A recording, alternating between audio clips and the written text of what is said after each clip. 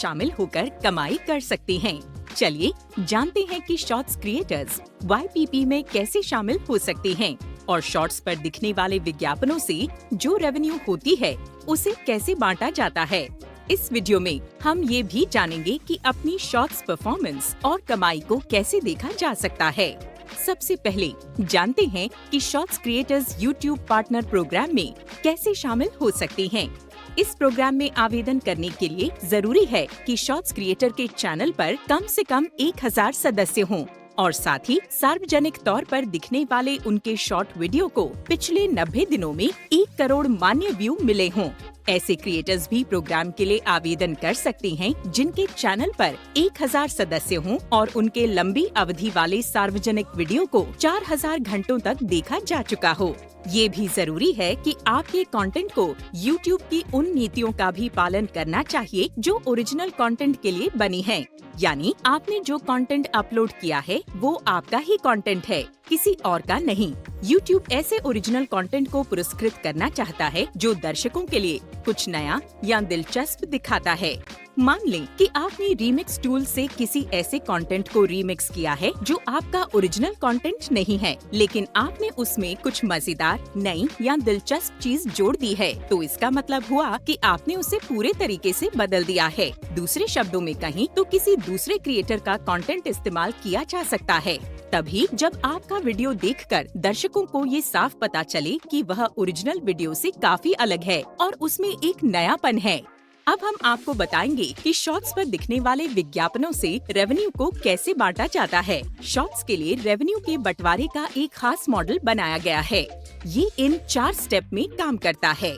सबसे पहले shorts feed में दिखने वाले विज्ञापनों से रेवेन्यू को जोड़ा जाता है। हर महीने शॉर्ट्स फीड में अलग अलग शॉर्ट वीडियो के बीच दिखने वाले विज्ञापनों से आने वाले रेवेन्यू को एक साथ जोड़ा जाता है। ये रेवेन्यू 2 कामों में इस्तेमाल होती है। पहला, उन क्रिएटर्स को पुरस्कृत करने के लिए जो कमाई करने की जरूरी शर्तें पूरी करते हैं, और दूसरा, म्यूजिक का लाइसेंस खरीदने में हुए खर्च को कवर करने में। इसके बाद क्रिएटर पूल को कैलकुलेट किया जाता है। शॉर्ट्स फीड में दिखने वाले विज्ञापनों से हुई कुल रेवेन्यू का एक हिस्सा क्रिएटर पूल को बांट दिया जाएगा। ये हिस्सा क्रिएटर के शॉर्ट वीडियो पर मिले व्यू और उसमें इस्तेमाल किए गए म्यूजिक के आधार पर तय किया जाता है। अगर कोई क्रिएटर अपने शॉर्ट वीडियो में म्यूजिक नहीं इस्तेमाल करता है तो उस वीडियो के व्यू से हुई सारी रेवेन्यू को क्रिएटर पूल में जोड़ दिया जाता है। अगर कोई क्रिएटर अपने शॉर्ट वीडियो में म्यूजिक इस्तेमाल करता है तो उस वीडियो के व्यू से हुई रेवेन्यू को क्रिएटर पूल और म्यूजिक पार्टनर के बीच बांट दिया जाता है। म्यूजिक पार्टनर को कमाई में से कितना हिस्सा मिलेगा ये इस बात से तय होता है कि उनके कितने ट्रैक इस्तेमाल किए गए हैं। उदाहरण के लिए, अगर किसी शॉर्ट वीडियो में एक ट्रैक इस्तेमाल किया गया है तो उससे होने वाली रेवेन्यू का आधा हिस्सा क्रिएटर पूल में जाएगा और बचा हुआ आधा हिस्सा म्यूजिक का लाइसेंस खरीदने में इस्तेमाल किया जाएगा। अगर किसी शॉर्ट वीडियो में 2 ट्रैक इस्तेमाल किए गए हैं तो उससे होने वाली रेवेन्यू का 1/3 हिस्सा या 1/3 हिस्सा क्रिएटर पूल में जाएगा और बचा हुआ 2/3 या 2/3 हिस्सा म्यूजिक का लाइसेंस खरीदने में इस्तेमाल किया जाएगा। फिर क्रिएटर पूल को क्रिएटर्स के लिए बांट दिया जाता है। हर देश के लिए बने क्रिएटर पूल से हम शॉर्ट वीडियो से कमाई करने वाले क्रिएटर्स की एक रकम को आवंटित करते हैं। ये रकम इस आधार पर तय होती है कि क्रिएटर पूल में शॉर्ट वीडियो पर मिले कुल व्यू का कितना हिस्सा उस क्रिएटर के बनाए गए कंटेंट से आया है। जैसे मान लें कि कमाई कर रहे सभी क्रिएटर्स के शॉर्ट वीडियो पर कुल जितने व्यू आए हैं उनमें से 5% व्यू आपके कंटेंट से मिले हैं। ऐसे में क्रिएटर पूल की पूरी रकम का 5% हिस्सा आपको आवंटित किया जाएगा। इस बात से कोई फर्क नहीं पड़ेगा कि आपने वीडियो में म्यूजिक इस्तेमाल किया है या नहीं।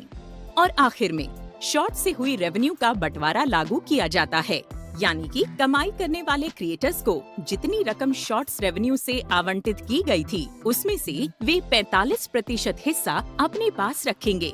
जैसे अगर क्रिएटर पूल में आपको $1000 आवंटित किया गया है तो आपको $450 रखने को मिलेंगे। रिकैप करने के लिए शॉर्ट्स के लिए रेवेन्यू के बंटवारे के ये 4 स्टेप हैं। शॉर्ट्स फीड में दिखने वाले विज्ञापनों से रेवेन्यू को जोड़ा जाता है। इसके बाद क्रिएटर पूल को कैलकुलेट किया जाता है। फिर क्रिएटर पूल को क्रिएटर्स के लिए बांट दिया जाता है। और आखिर में हर क्रिएटर के लिए शॉर्ट्स से होने वाली रेवेन्यू का बंटवारा लागू होता है, क्योंकि शॉर्ट्स के लिए वैसा वॉच पेज नहीं है जैसा लंबी अवधि वाले वीडियो के लिए होता है। हम रेवेन्यू के बंटवारे के लिए ये मॉडल अपना रहे हैं। इसका फायदा ये होगा कि हम कमाई करने वाले उन क्रिएटर्स को पुरस्कृत कर पाएंगे जो शॉर्ट्स पर लोगों का अनुभव शानदार बनाते हैं। इस मॉडल में इस बात से भी फर्क नहीं पड़ेगा कि उनके वीडियो के बगल में विज्ञापन दिखते हैं या नहीं। इस तरीके का एक और फायदा ये भी है कि क्रिएटर को इस बात की चिंता नहीं करनी पड़ेगी कि उनके वीडियो को कॉपीराइट स्ट्राइक मिल जाएगी या म्यूजिक डालने से कम कमाई होगी। वे आराम से अपनी क्रिएटिविटी दिखाकर अपना लक्ष्य पूरा कर सकते हैं। हम ये देखने के लिए बेसब्री से इंतजार कर रहे हैं कि शॉर्ट्स क्रिएटर्स इस नए रेवेन्यू का इस्तेमाल कैसे करेंगे। चलिए अब ये जान लेते हैं कि शॉर्ट्स से हुई अपनी कमाई और परफॉर्मेंस कैसे देखी जा सकती है। YouTube स्टूडियो एनालिटिक्स के रेवेन्यू टैब में आपको कंटेंट टाइप के आधार पर वीडियो के रोजाना के व्यू और उनसे हुई रेवेन्यू के आंकड़े दिखाए जाएंगे। इसके अलावा how you make money card या आपकी कमाई कैसे हुई है कार्ड से आपको डिटेल में पता चल सकता है कि आपने करना चाहता हूँ कि अगर आपको ये वीडियो पसंद आई हो तो एक लाइक कर देना, और अगर आप ऐसी ही वीडियो और देखना चाहते हो तो सब्सक्राइब करना मत भूलना।